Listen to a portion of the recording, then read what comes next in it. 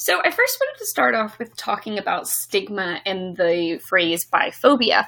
There are a lot of various negative stereotypes in the bisexual community that can come out through popular media representation. Such bisexual stereotypes are being confused or just a phase. It's not uncommon to hear people accused by identified men of being gay, but not ready to quote unquote come out all of the way. And bi women are often accused of going through a quote unquote phase before eventually settling down with a man.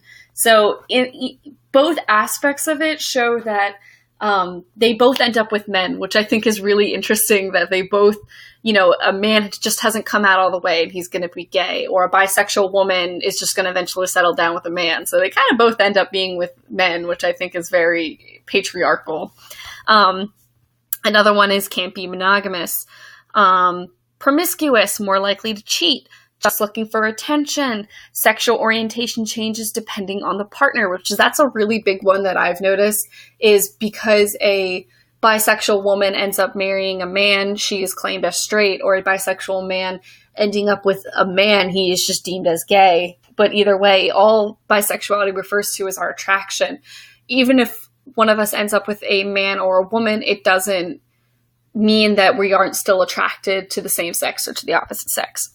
Only women can be bisexual. Not true either. Men can perfectly be bisexual too. Everyone is bisexual. Also not true. I mean, a lot of times, there's lesbian relationships that have no interest in men, or straight relationships that have no interest in the same sex.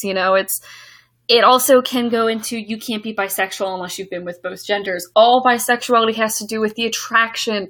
It's just attraction to the same sex and the opposite sex. It doesn't have to do with strictly being, you have to date this one person, you have to date someone of the same sex. It's just attraction.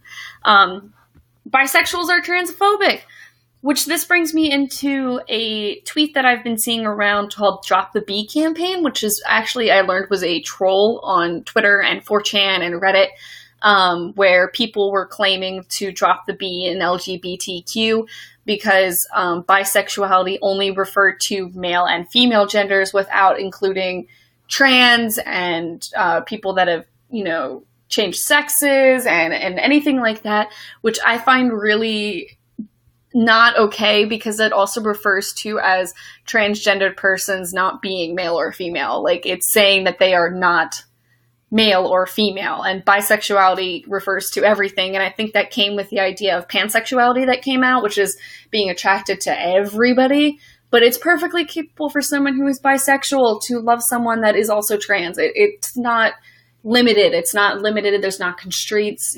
Sexuality is a spectrum.